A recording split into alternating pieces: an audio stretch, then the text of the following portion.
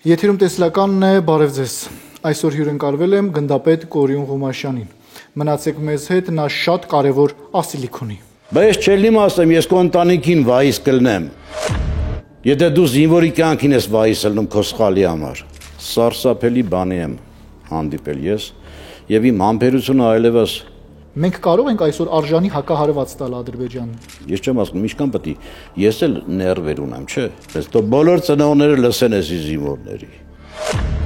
Դրոնը չի կարա Անգլիայի հետևներից այնքան արագ են իրանք շարժվում արդեն։ Պարոն Ղումաշյան, ձեր այդ ստեղծած ռոբոտներով մենք կարող ենք թշնամուն զսպող լուրջ գործոն դառնալ։ Տանկի հետևից ընկնեն ու տանկին վերացնեն, պատկերացրեք, ես ինչի մասին եմ խոսում։ Ամենադժվար փորձարկումները անցել ենք։ Գրվում է հետևյալը, եզրակացությունը հանձնաժողովի կողմից չի կարող կիրառվել։ Ալիևի նման ռազմավարությունից կարելի է եզրակացնել, որ նոր պատերազմի նախապատրաստություն է տեսնում։ Ալիևի ախորժակը երբեք չի կանգ առնի, բայրակտարներ են արտադրում, որոնց վրա գրած են հայերը վախկոտ շներ են։ Մեր հաղթանակը կրկնվելու է, պարոն Ղումաշյան։ Միանշանակ։ Բարև ձեզ, պարոն Ղումաշյան։ Բարև ձեզ։ Շատ շնորհակալ եմ ձեր տուն հյուրընկալելու համար։ Բարև եք եկել։ Շատ կարևոր թեմաներով ենք խոսելու, նաև դուք շատ կարևոր ասելիք ունեք։ Մինչ այդ, խոսենք երկրում ստեղծած իրավիճակի մասին։ Պարոն Ղումաշյան, Սյունիքը կրկին կրակոցների տակ է, կրակոցները չեն դադարում, ինտենսիվ են, նույնիսկ գյուղի բնակիչները արդեն գիտեն, որ ժամերին են սկսելու ինտենսիվ կրակոցները, որ ժամերին է դադարելու, խաղաղ բնակիչները իրենց դաշտերում գտնվում են թիրախային իրավիճակում, ոմանք ահաբեկված են, ոմանք մտահոգված են, ինչ է կատարվում երկրում ու հատկապես հայ-ադրբեջանական սահմանին Սյունիքի հատվածում։ Գիտեք, այսօր կատարվում է այն, ինչ որ կատարվում էր 89-90-ական թվականներին, նույն Սյունիքի այն գյուղերի վրա, ինչ որ կատարվում էր այն ժամանակ։ Եվ պատահական չէ, որ մեր ֆիդայիները կարածին զսպեն թշնամուն, երբ որ այն ժամանակ իրանք քառակի, հնգակի կամ տասնապատիկ անգամ ավելի ուժեղ էին, քան մենք, որովհետև մենք զինված էինք ընդամենը որսորդական հրացաններով կամ դանակներով։ Իսկ իրանք ունեին ամեն ինչ ժամանակի տեխնիկայի հետ համեմատած։ Բայց մենք իրանք զսպեցինք, ստիպեցինք, որպեսզի իրանք լռեն։ Այսօր մենք չենք կարողանում զսպել, թե չենք ցանկանում։ Կարող ենք։ Մենք այսօր էլ կարող ենք։ Միայն հենց Սյունեցին կարող է իրան զսպի։ Մենք կարող ենք այսօր արժանի հակահարված տալ Ադրբեջանին։ Ուրեմն ասեմ մի բան, հակահարված ու հարաբերական իմաստ ունի։ Եթե լայնածավալ պատերազմ սկսվի, հակահարված տալը եւ իրանց, եւ մեզ, հա, երևի թե նույն իրավիճակը կլինի եւ իրանց տարածքում եւ մեր տարածքում, սակայն իրանք այսօր արդից օգտվում են նրանով, որ իրանց թիկունքում Սյունիքի հետևի մասը դեպի Արցախ բնակիչներ չունեն, դրա համար արխային են, բայց մենք պետք է կարողանանք այնպես կոմպլեկտավորենք մեր ծրագրերը, որ եթե այնտեղ են մեր բնակիչները մոտ իրանց դիրքերին, չէ՞ որ հյուսիսում էլ իրանց բնակիչներ են մոտ մեր դիրքերին եւ պետքա արժանի հակահարվածը տրվի հարաբերական իմաստով։ Եթե իրանց բնակավայրերից որոշ գյուղեր, որտեղ որ բնակվում են իրանք, դա վերցնենք Ղազախի շրջանում, ասենք, հա, Թոզի շրջանում, եթե մենք նախապատրաստենք մեր ուժերը ընդեղին հարվածելու, իրանք Սյունիքում կլռեն։ Այդպես պետք է լինի, որովհետև մենք ընդեղ ունենք բնակիչներ, իրանք չունեն։ Հիմա սա ինչ է, պարոն Ղումաշյան, սա սադրանք է, հոգեբանական ճնշում է, թե արդեն նախապատրաստող հող է նոր պատերազմի համար։ Մի բան գիտեմ, թույլին երբ որ բամփում են գլխին, տեսում են պատասխան հարված չի տալիս, երկրորդ բամփն են բերում գլխին։ Այսօր մեր իշխանությունները իրանց այդ թույլի տեղն են դրել եւ դրանով թույլացնում են եւ ժողովրդին եւ բանակին։ Այդպես է։ Ալիևի ախորժակը երբեք չի կանգ առնի, դա ինչքան ուզի, այնքան տուր ինքն էլի կուզի։ Եվ խաղաղության գնալով զիջումներով Դա չի լինի այդպես։ Եվ շատ սխալ եմ ես համարում այս քաղաքականությունը։ Ում հետ ենք մենք ուզում գնանք խաղաղության։ Եկեք համեմատենք այս վերջի օրերի իրավիճակը, ինչ որ կատարվեց Մոսկվայում, եւ շատ հետաքրքիր է։ Ներկա այս Կիրիլը, պատրիարխը համայն Ռուսիայի, որը քրիստոնյա, ընդունում է Ալիևի կնոջը, մեդալը հանձնում բարձրագույն պարգևն է տալիս ուրեմն իրան, այն անձնավորությանը, ում ամուսինը եւ կինը, ասենք պատճառ եղան 5000 զոհերի, պատճառ եղան մեր Արցախի այդ դատարկմանը, պլյուս այն մարդկանց, ովքեր որ անընդհատ իրանց մոտ քարոզում են, սկսած մանկապարտեզից ու արդեն տարիներ շարունակ, որ հայերը իրանց թշնամիներն են։ Մյուս օրինակը բերեմ, որ իրանք բայրակտարներ են արտադրում, որոնց վրա գրած են հայերը վախկոտ շներ են։ Վրեն գրում են այդպես իրանց բայրակտարների, իրանց մոտ հակահայկական քարոզը երբեք չի կանգնում։ Իսկ մենք այդքանից հետո ասում ենք եկեք համերաշխ ապրենք։ Մենք ինչպես պետք է պատասխանենք նույն ձևի բայրակտարներին, մենք ինչ պետք է անենք։ Էլի եմ ասում, նույն ձևի պետք է պատասխանենք մենք։ Եկեք այդ իրանց անօթաչու թռչող սարքերով բանով, թող իրանք չվախցնեն, մենք տեսանք ինչ բան է անօթաչու թռչող սարքն էլ, մյուսն էլ։ Սակայն հիմնական խնդիրը, որ ինձ այսօր չարացրել է, դա այն է, որ մենք չենք գիտակցում, մենք ասելով ես ինձ նկատի չունեմ, քեզ նկատի չունեմ, մեր ժողովրդին նկատի չունեմ, ես նկատի ունեմ մեր իշխանություններին, որ չեն գիտակցում հետևյալը, որ ուժն է ծնում իրավունք։ Եթե մենք չենք ուզում այսօր ուժեղանանք, մենք Զանգեզուրներ կկորցնենք, մենք կկորցնենք երևի թե Հայաստանի մեծ մասն էլ։ Եվ հետո գիտեք, մի շատ հետաքրքիր ասույթ կա, որի վրա ես ուշադրություն դարձրեցի մեր ղեկավարների կողմից, որ իբր թե Ալիևը, այսինքն իրանք արտահայտեցին արևելյան, արևմտյան Ադրբեջան ասույթը։ Այսինքն կա արևելյան Ադրբեջան, եթե կա արևելյան Ադրբեջան, իրանք միշտ ասում են արևմտյան Ադրբեջանը մերն է, չէ՞։ Սենց արտահայտություն են անում իրանք։ Նշանակում է կա նաև արևմտյան Ադրբեջան։ Ինչ եք ուզում դրանով դուք ասեք, ինչ եք ուզում լսալ տակ։ Այսինքն դրել եք հիմարի տեղ մեզ, քանի կար Մասիսարը, Գերբիվրից հանելու պահը, քանի կար մեր պատմությունը, հա, հետո ցեղասպանությունը, հետո տեղ գյուղից են կողմ Ադրբեջանն, առաջին հերթին նախ տեղ գյուղից են կողմ Ադրբեջանն, հետո նոր մնացած քայլերով եկանք հասանք այսօրվան, որ գլուխներս կախ պետք է նայենք։ Այսօր ցուցադրեցին ադրբեջանական զորքերի նախապատրաստումը Մոսկվայում մայիսի 9-ի զորահանդեսին։ Կա ինֆորմացիա, որ այնտեղ հիմնականում այն սպաներն են, ովքեր մասնակցել են 44-օրյա պատերազմին, եւ նրանք պետքա կարմիր հրապարակում քայլեն, Նիկոլ Փաշինյանին հրավիրել են այնտեղ, գուցե Ալիևի կողմը կանգնի ու ծափահարի եւ որ կանցնի այդ բանակը, այդ զորքը այնտեղով։ Ոնց հասկանամ ես այս ամբողջը։ Ես 30 տարուց ավել իմ կյանքը դրել եմ հայրենիքի համար։ Ես չեմ խնայել ինձ։ Ասու ողորմությամբ կենթանի եմ մնացել, իմ գերներից շատերը զոհվեցին, գնացին։ Հիմա ես ոնց հասկանամ այս պահը, բացատրեք ինձ խնդրում եմ։ Ես չեմ կարող ընդունեմ էսի Գրիգ ջան։ Իսկ սահմանների վրով ես մի բան գիտեմ, մեր բանակը հզոր է, թող չփորձեն այդ հրամաները տալով չկրակելու, կոտրեն մեր զինվորի եւ սպայի ոգին։ Կոտրվում է, ուզես թե չուզես, կոտրվում է։ Թշնամին էլ դրան է սպասում։ Դե թշնամին դրան սպասում է, բա, հենց այդ է հարցը։ Պարոն Ղոմաշյան, Ալիևի նման ռազմավարությունից կարելի է եզրակացնել, որ նոր պատերազմի նախապատրաստություն է տեսնում։ Այսօրվա դրությամբ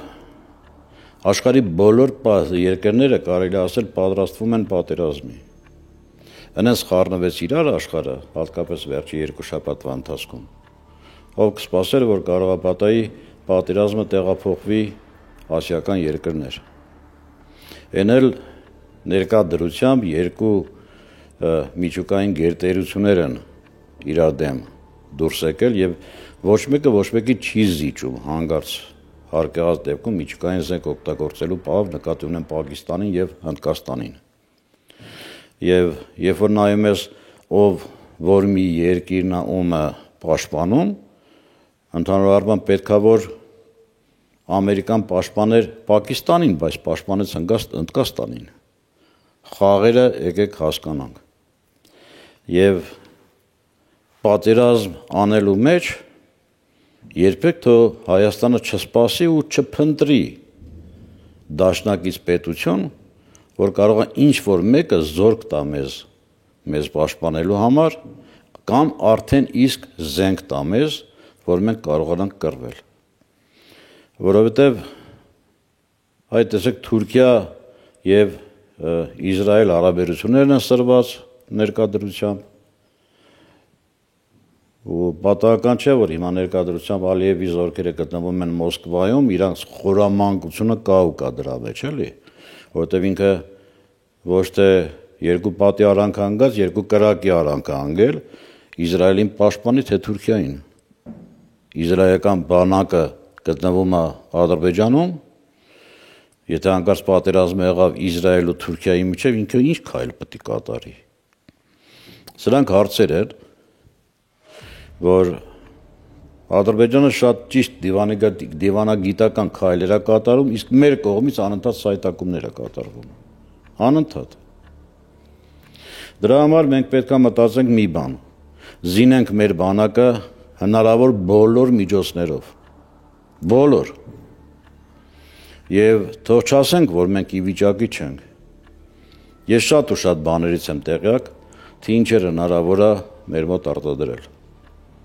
Շատ ու շատ, էլի եմ ասում, հզոր բաների մասին է խոսքը։ Անդրադառնանք նաև ձեր ստեղծած աշխատանքներին, պարոն Ղոմաշյան, ռոբոտ սահմանապահներ։ Ուրեմն մինչև դա ավարտելը, դրան հասնելը ավելի շուտ, Գրիգ ջան։ Եկ մի հատ ավարտեմ ես իմ միտքը, այս միջազգային արենայում Հայաստան, Ռուսաստան, Ֆրանսիա, Ամերիկայի Միացյալ Նահանգներ, Թուրքիա, Իսրայել, հիմնական խաղացողների մասին եմ խոսում, ովքեր որ Հայաստանի վրա խաղեր են ուզում տան։ Ասենք, ոնց է մտածում հայ ժողովուրդը ներկայությամբ եւ հայկական մեր որոշ ղեկավարներ, որ տրվեց նախ նայեք, սկզբից Ռոմի դավաճանությունը, Վատիկանի դավաճանությունը մեր հավատքի հանդեպ, երկրորդը հիմա Ռուսաստանի դավաճանությունը մեր հավատքի հանդեպ։ Դուք մեդալ տվեցիք մի անձնավորության, որի ամուսինը, որի ազգը ցեղը կամ Մարշալ Բաղրամյանի,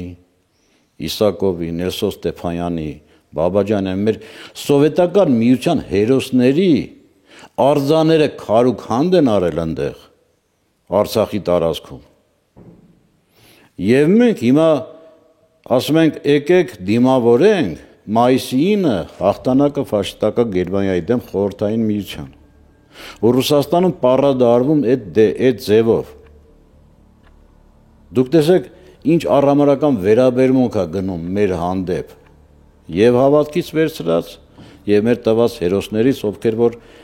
հաղթանակ ձեռք բերեցին Բերլինում։ Այսպես ասեմ ես։ Մենք լռում ենք։ մեր դիվանագիտությունը լռում է այս ուղղությամբ։ Մի հատ չի ասում, թքեմ քո երեսին, Մոսկվա, դու ես ինչ ես անում։ Դու ոնց ես այսքան քայլը կատարում աշխարհի աշկի առած։ Խի աշխարհին չի ասում, լտեսեք ոնց է ուրանում իր հերոսներին։ Հերոսների արձաները կոտրողին բերել են ինչ, որի են հասցրել։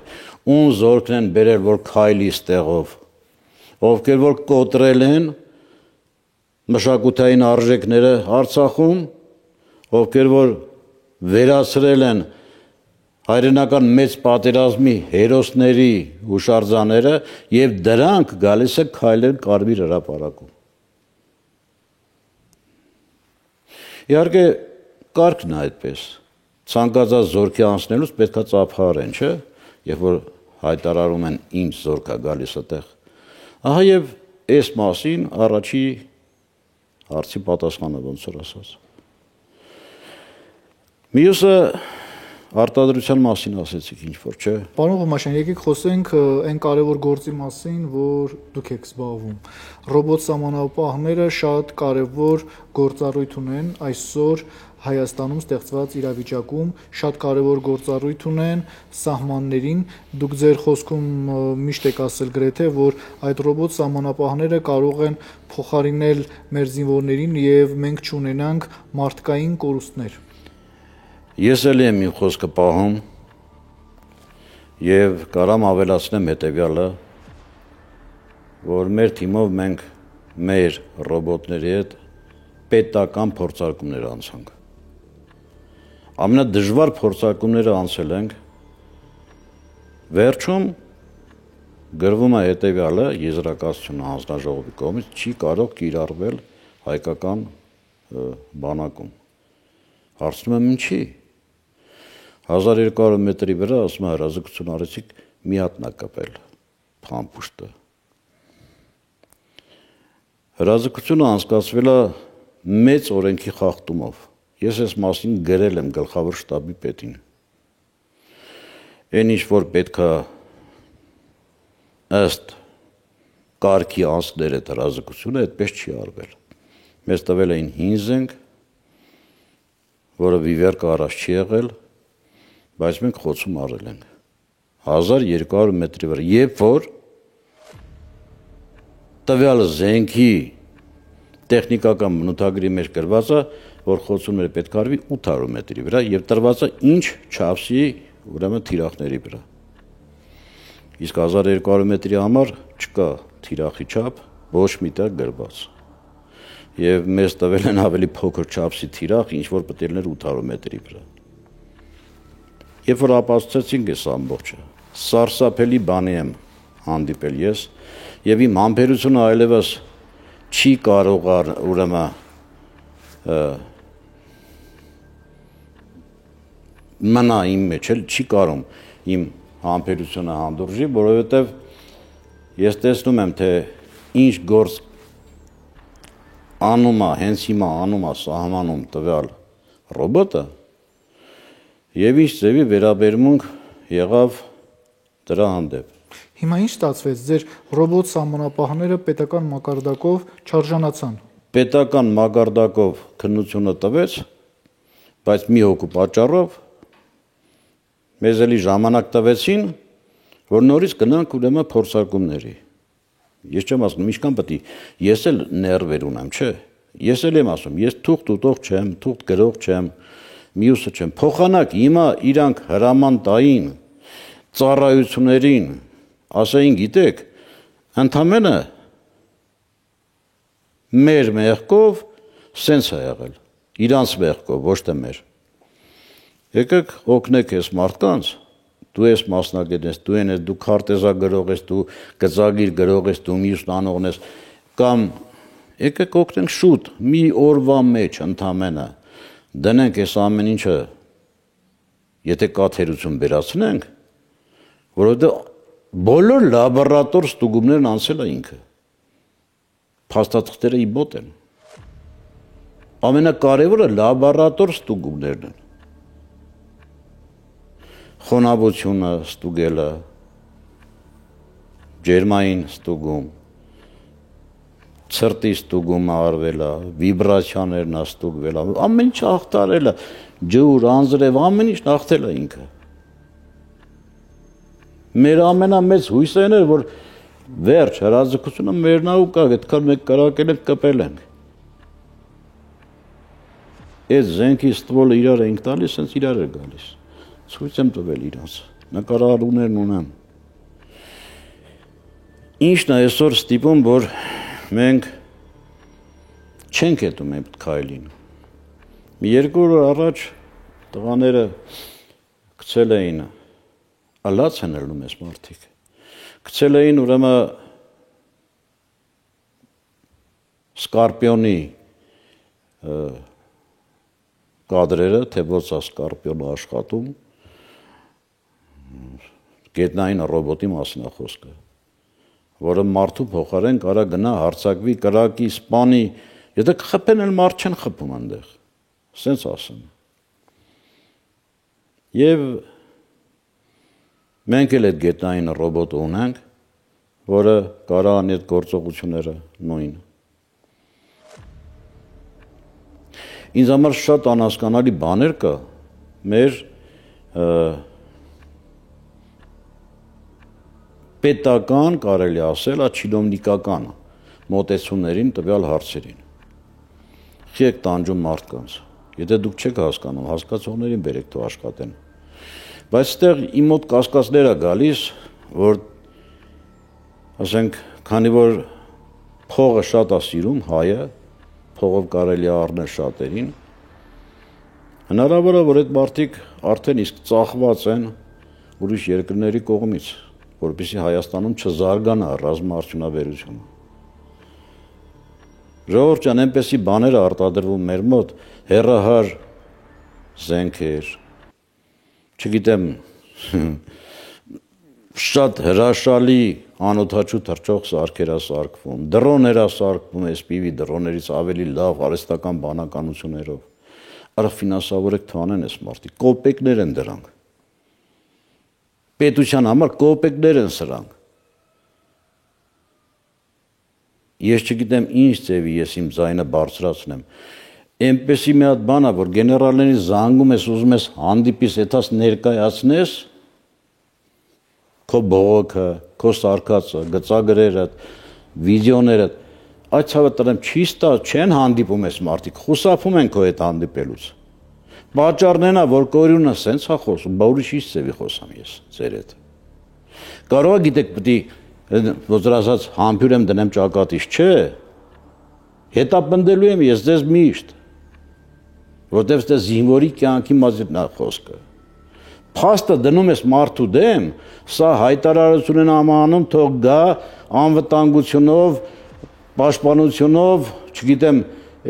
ինչա կոչվում, այդ ռազմական դատարանով, ոստիկանությունով, փաստը դնում եմ իրա սխալը իրա դեմ, ասում եմ գնա զեկուցի ղեկավարի, որ դու ես մեղավոր եղել, ասում եմ իմ երեխեքի հասին վայիս ես ելնում։ Բայց չելնիմ ասեմ, ես քո ընտանիքին վայիս կլնեմ։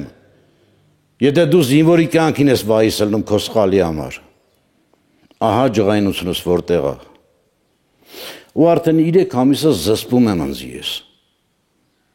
3 ամիսը։ Ու դուք պատկերացրեք, մենք լրիվ պատրաստվում ենք, արդեն որ գնանք փորձականությունն այդ հրաձգության անցկացնենք, ասում եմ ես գործ չունեմ, ես իմ գործն արեպրծել եմ։ Իա։ Ու դու կմարսես, ես քեզ զգուշացրել եմ, անունը չեմ տալիս դեռ։ Ես քեզ զգուշացրել եմ, իմ հետ զգուշ եղի։ Ես թույլ չեմ տա, որ դու զինվորի կյանքին վայսել ես, թող բոլոր ծնողները լսեն էսի զինվորների։ Մեր ամբողջ սպայական կազմը թող լսի ինչ որ խոսում եմ ես։ Ում համար ինքը լավ մարդ է, ինքը իմ համար լավ մարդ, ինքը դավաճան է իմ համար։ Ես սենց եմ ընդունում սա։ Ու էլ համբերել տեղ չունեմ։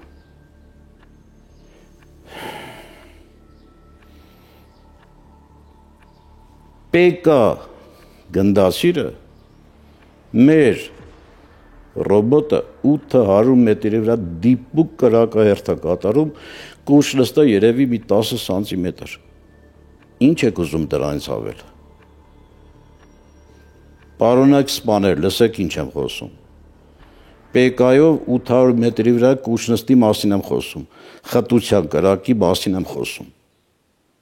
որը իմ կողմից այդքան խտությունը ընդունելի չի։ Պետք է խտությունը ավելի մեծ լինի, որ տարածք վերցնի, գնդասիրը դրա համար է։ Ոչ թե դիպուկահարի պես կրակելու համար է, գնդասիրը պետք է տարածք վերցնի, որ կարողանա թշնամու առաջխաղացումը կանգնեցնի։ Նույնը Ուտյոսը, նույնը ԿՊՎ-ն, նույնը ավտոմատը, որ կարա զինվորը դնի, դուք ինչ ձև եք ձեր մարտավարությունը անում, վաղը կռիվը, որ սկսվում է առաջին հերթին ռմբակոծում են դիրքերը։ Զինվորը չի կարա այդ ժամանակ կռվի, բայց ինքը կարա թաքնվի ինչ որտեղ, իր ավտոմատը դնի, հատիկ մինչև 400 մետրի վրա թիրախներ խոցի։ Ու ինքը չերևա, մենակ իր ավտոմատը երևա։ Բա չբողոքեմ ես, չասեմ, թե ինչ է կատարվում այս երկրում։ Ուկրաինացիները ասում են վաճառի մեզ էսի։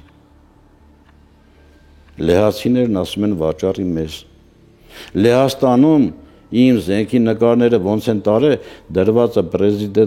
պրեզենտացիա են առնում այնտեղ ՆԱՏՕ-ի այդ ցուցահանդեսում։ Մեր գետնային ռոբոտը, որ կա, ասում են, ես ուզում են գամ պայմանագիր կապեն, որ տամ իրանց։ Վերջը, որ ինչ։ Ես խոսեցի ընդամենը իմ Սկորպիոնի մեկ էլ մեր դրոներ սարքող կազմակերպությունների մասին։ Ես չեմ խոսում գրադի մասին, հրթիռների մասին չեմ խոսում։ Ու չեմ էլ խոսի այդ մասին։ Այդ մասին պատկերացրեց հեքիաթ պատմեցի ես։ Սենց ընդունեք հետի։ Պարոն Ղոմաշյան, ինչ է ստացվում, չենք ցանկանում մենք մեր սահմանները պաշտպանել։ Ես չգիտեմ արդեն ինչ ասեմ, ամենայն դեպս մեր տեսակը երբեք չի հանձնվի։ Արդեն բոլորդ օրնա ես տղաներին տուն եմ ուղարկել, ասել եմ գնացեք միտեղ աշխատանք ճարեք, կառանակ ձեր տները պահեք։ Ինչքան կարելի է, ասենք մարդը իր երեխուն հաց չտանի տունը, ինչքան կարելի է։ Բայց այն գործերը, որ մենք արել ենք, ես գիտեմ մի բան ու որ անում ենք, հիմա դանդաղ ենք անում, այն վաղ շատ թափով ենք իրակ գալիս։ Այն որ մենք անում ենք հիմա էլ, մեզ չեն կարա կանգնացնեն այդ բանի վրա, ես էլի եմ ասում քիչ առաջ, իմ հայտարարությունը թող ընդունվի եւ անվտանգության կողմից, եւ պաշտպանության նախարարության նախարարի հատկապես գլխավոր շտաբի պետի կողմից կանչեն դնեմ դեմները թե ինչ եւ ում մասին էի խոսում։ Ու ինձ կանչեն պատասխանատվության, որ եթե ես հանգարց սխալ բաներ եմ խոսում, ասեմ։ Որովհետեւ էլի եմ ասում, այս ամեն ինչի մեջ խոսքը գնում է մեր զինվորի կյանքի համար, իմ մի հատ ռոբոտը, որ դնում եմ, ընդեմ մարդ պետք չի այլևս։ Պետք չի։ Եվ այս ռոբոտի նպատակը նրանում է, որ որտեղ որ ինքը կանգնած է, թշնամու արձակման դեպքում ինքը իր տեղը բացահայտի, կրակը շեղի իր վրա կենթանի ուժերից։ Որ մեր տղաները աջ, ցախ ֆլանգներում գլնի, երկրորդ լինիայում գլնի, չգիտեմ որտեղ գլնի, մեր տղաները կենթանի մնան, մեր տղաների վրա չռմբակոծեն։ Սրա համար է, սա առաջին հերթին ստեղծվել։ Հետո կատարելագործել խոցումները իրա, որ նորմալ խոցումներ են անում բավականին մեծ հեռավորությունների վրա։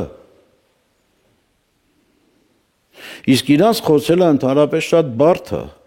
Ես չգիտեմ, հիմա տամ ձեզ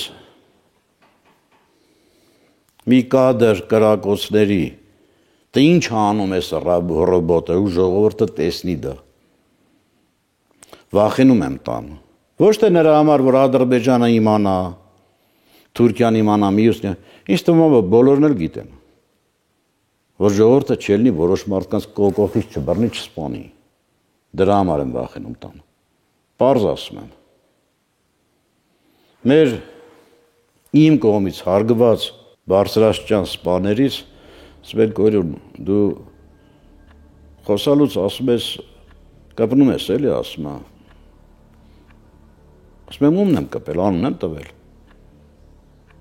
ես ինչքան կպել եմ ասում եմ չինովնիկ գալստուկը ձգած վերևից նայող ուսադիրները կպցրած ով իրա վրա վերցնում է ես մեղավոր եմ որ դրանք իրանց վրա են վերցնում հա ով իրա վրա վերցնում է իրան է նշանակում է այդ ամբողջը չէ բայց մենք ոնց պետք է մեր բանակը սիրենք մեր զինվորին սիրենք ասեք հասկանում ոնց անենք թիկունքը ոնց ամրացնենք իսկ ինչ վերաբերում է ներկայիս ռազմավարությանը ես գտնում եմ որ պարտադիր է արդեն աշխարհազորը որ բարձրանա սահման խիտ թույլ չեք տալիս աշխարհազորին սահման բարձրանալու պարոնայք սպաներ չգիտեմ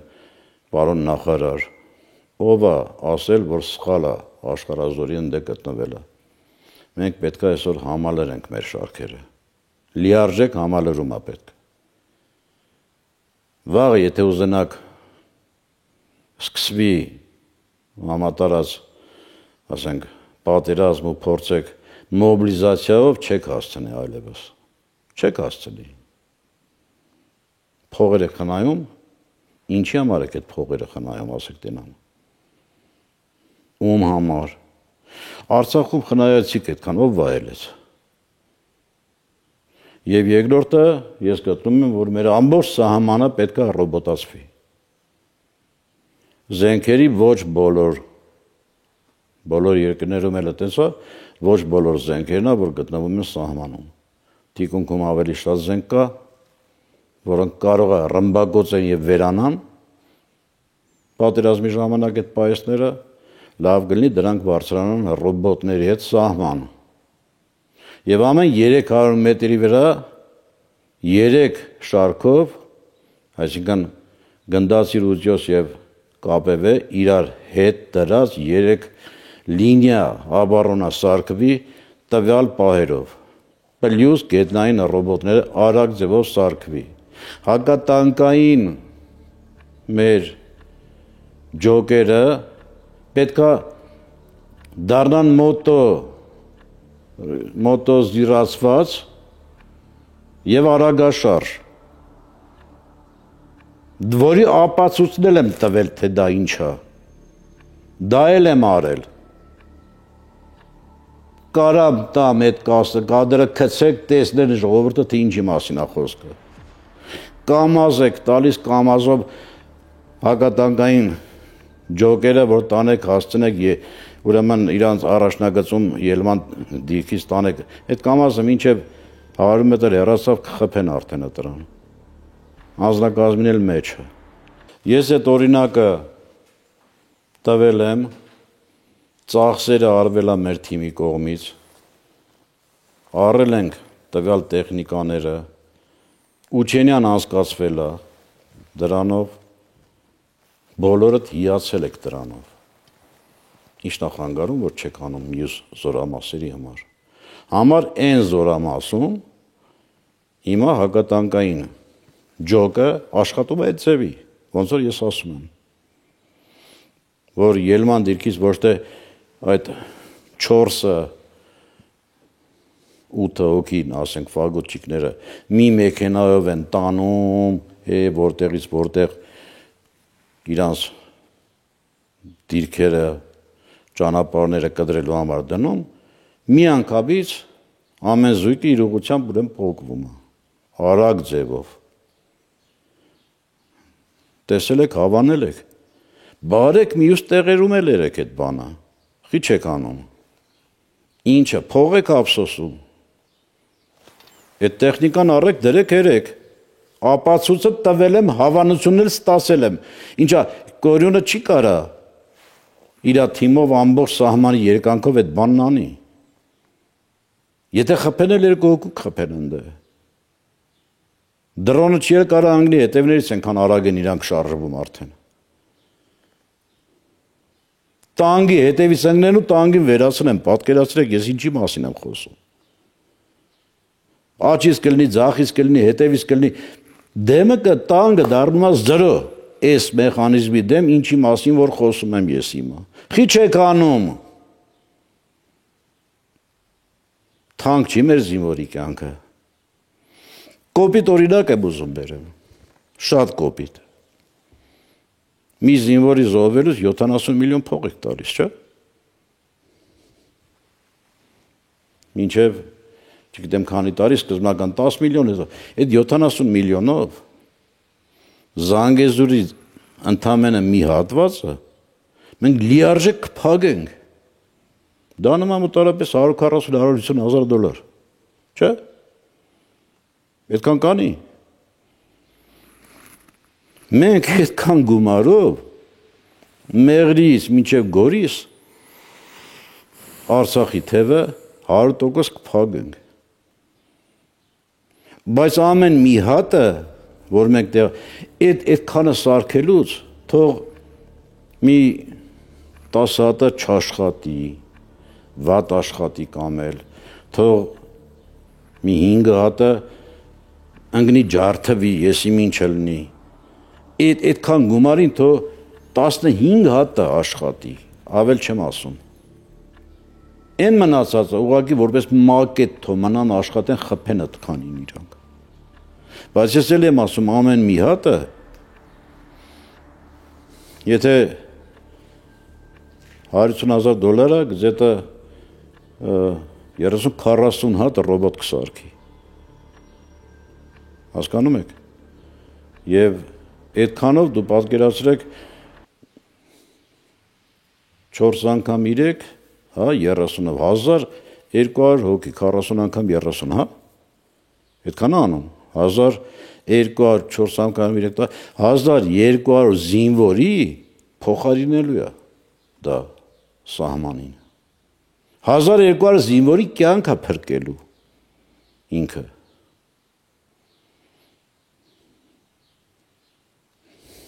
Դրա համար են ինձ ասում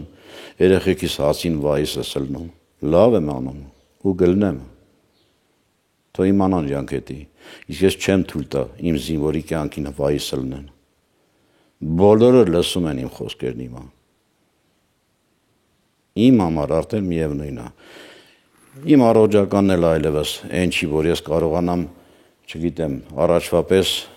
երկար աշխատեմ, կամ ես իմ ինչ տարիքսել են չի արդեն, բայց վերջապես պետք է խելքի գան սրանք, որ մենք հայրենիք ունենք, որ մենք հայրենիքի համար ենք ուզում անենք ամեն ինչը, իսկ հայրենիքի պաշտպանը մեր զինվորն է, որին պետք է պահենք, փայփայենք, սիրենք, թիկունք լնենք իրան։ Ոնց պետք է լինես ամբողջն, ասեք հասկանամ դե։ Հիմնական էս էի ուզում ասեմ, իմ միջի բորբոքուն հիմնական սա էր։ Ռուսաստանը 300 միլիարդ ռուբլի դնում է մի հատ գետնային ռոբոտ սարքելու համար։ 300 միլիարդով։ Եթե ռուբլին ինչքան քանի միլիարդ հայկական կանի, չէ՞, տես որ վերցնենք։ Եկա։ Մոտ 12 կամ ավելի շատ 15-16 միլիարդ կանի, 300 միլիարդը մեր փողերով։ Ամբողջ Հայաստանը կդառնա մի հատ ամրոց այդ գումարով։ Ռոբոտների ամրոց կդառնա։ Եվ թե իմանա, որ արդեն մենք 5-րդ սերունդն ենք սարքում, ռոբոտների, որոնք շարժվում են արդեն, որոնք կարող են հարձակվին թշնամու վրա։ Մինչև այդ ստացիոնար տեղադրում ծածկում էինք, բայց հիմա արդեն այս ռոբոտները կարան դիրքերից դուրս գան, դիրքերի տեղը փոխեն, հարձակվեն կամ նահանջեն, բայց իրենք նահանջող չեն։ Այդ էս։ Պարոն Ղոմաշյան, ձեր այդ ստեղծած ռոբոտներով մենք կարող ենք թշնամուն զսպող լուրջ գործոն դառնալ։ Ուրեմն ասեմ, պատերազմի ժամանակ այնպես է գնում տակտիկան, որ սկզբնական շրջանում դիրքերը սկսում են ռմբակոծել ու այդ ընթացքում իրանց բանը պետք է մոտենա զինվորը, տեխնիկան ու մոտենում է մեր դիրքերին։ Ռմբակոծությունը ինտենսիվ արվում է նրա համար, որ մեր զինվորները կամ թշնամու զինվորները չկարողանան հակահարված տան մոտեցող ուրեմն թշնամուն։ Եվ ռմբակոծությունը դադարում է այն ժամանակ, երբ որ արդեն իրանք մոտենում են այն հեռավորության վրա, որտեղ արդեն իրանց զինվորներին ռմբակոծությունից, ասենք արկերը բանը չվնասեն իրանց զինվորներից։ Այդ ընթացքում, երբ որ դիրքերը ամբողջ քարուքանդարազանելուն, մինչև զինվորը վերակենում, նախապատրաստվում է, կոնտուզիայի մեջ հալնում, այդ ռմբակոծության ժամանակ ինքը դմծած վիճակ ալնում, հասկանում եք, մինչև կարողանան կարգի բերեն զորքը, թշնամին արդեն այդ հեռավորությունը կանցնի կմոտենա քո դիրքերին եւ կգրավի դիրքերդ։ Դրա համար, ասենք, մեր տեխնոլոգիան այնպեսին է, որ ինչ տեսակ ռմբակոծություններ անեն իրանք, մենք կկարողանանք իրանց կենթանի ուժի եւ տեխնիկայի խոցում անենք ընդու մինչեւ տանկերի, ասեն։ Խոցումներ անենք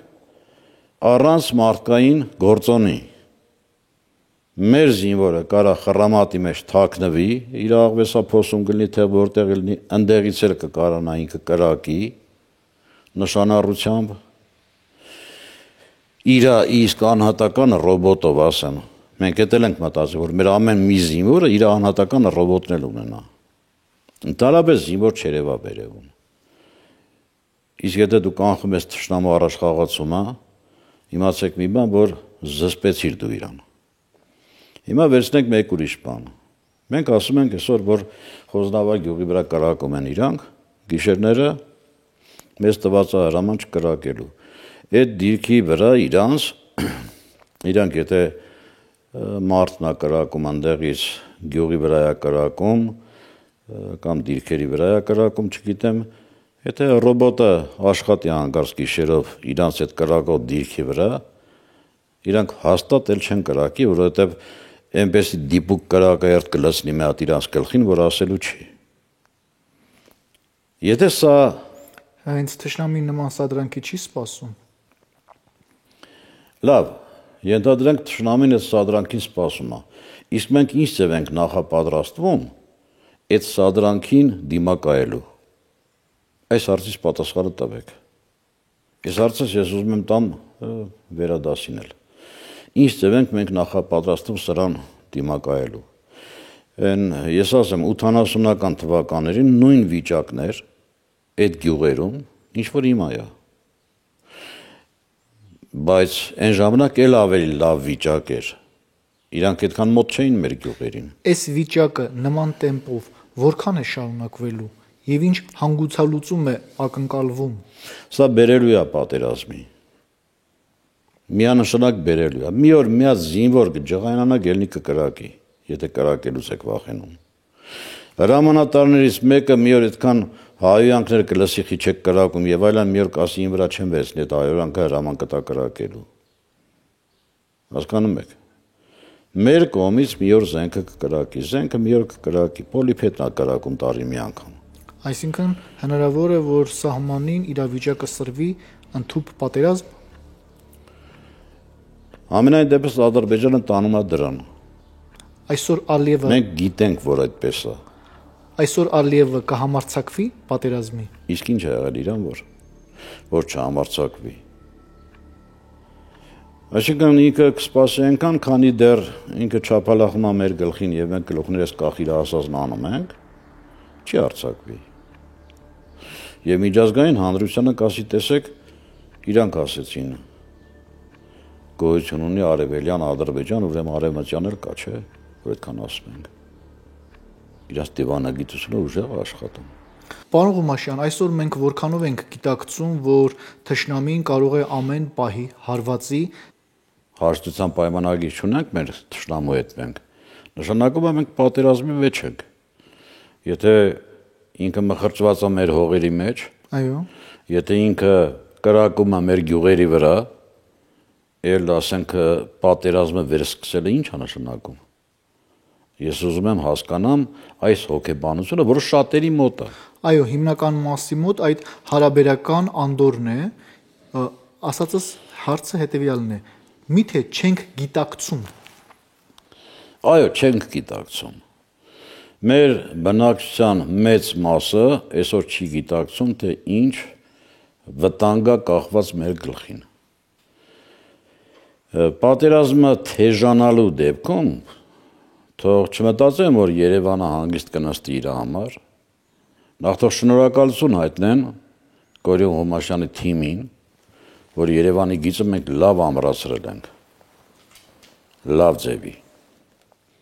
Ես օդի միջից բառեր չեմ ասում, բայց ինչ վերաբերվում է դա առաջնագծի մասն է խոսքը, իսկ ինչ վերաբերում է, որ այդ առաջնագծի վերևով հրթիռներ կանան հասնեն Երևան, եւ թող չմտածեմ, որ դες հանգիստ ամեն ինչը կանցնի։ Մենք այսօրվա դրությամբ չունենք ռմբապաստարաններ եւ Երևանը որպես խիտ բնակեցված տեղ եւ անընդհատ շենքը շենքի կողքին խախտելով նորմերը կառուցվում է հեռավորությունների, մեկը մյուսի վրա արևել չի թողնում ընկնի։ Այնքան որ սնկի պես աճը ցնում են այդպես։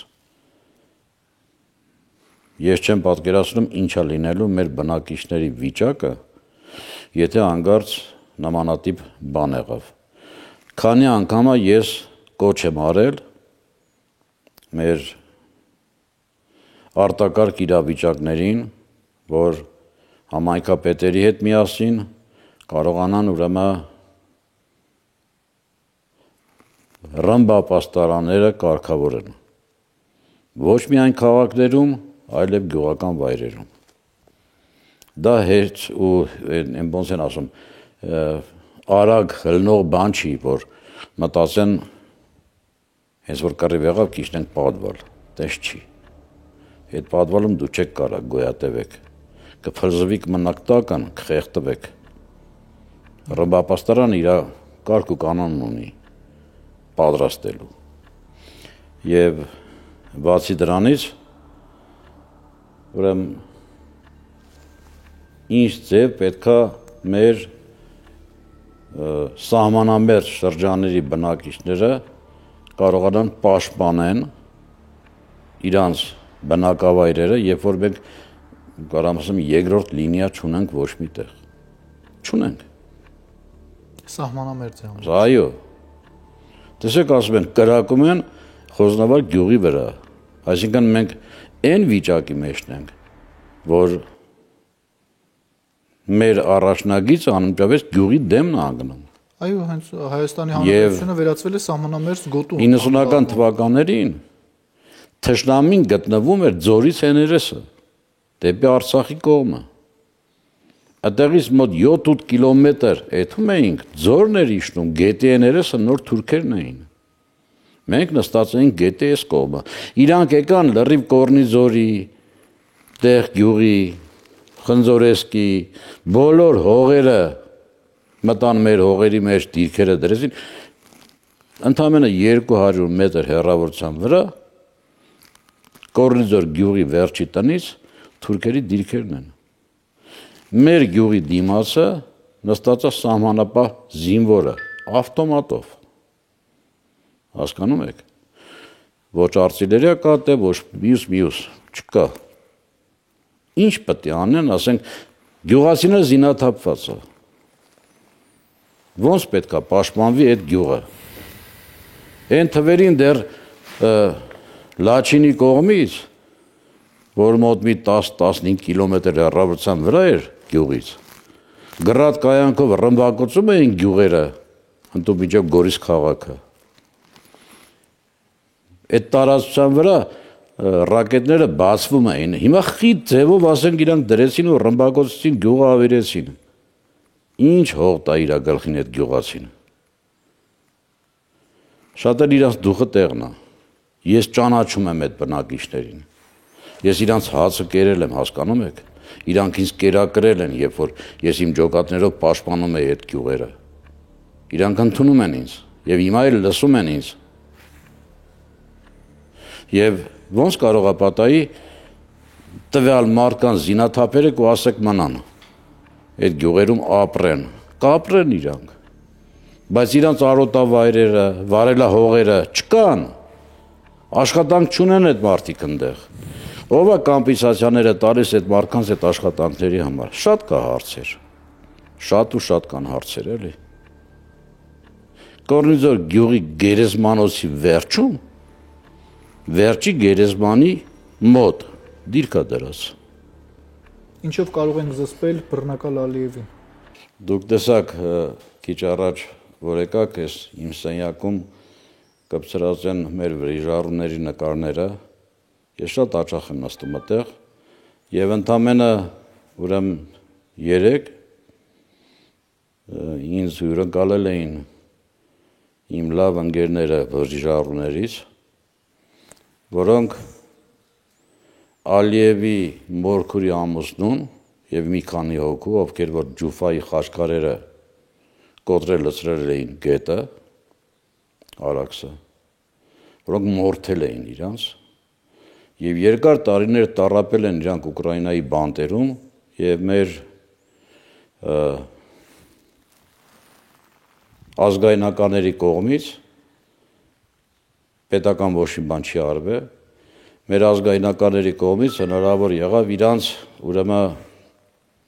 փախցնել բերել այդ ուկրաինական բանտից 7 տարի հետո իրանք հիմա այստեղ Հայաստանում են թող իմանա Ալիևը որ այս պարադը որ հիմա անցկացվում է Մոսկվայում թող այնտեղ հանգիստ չկայնի ինքը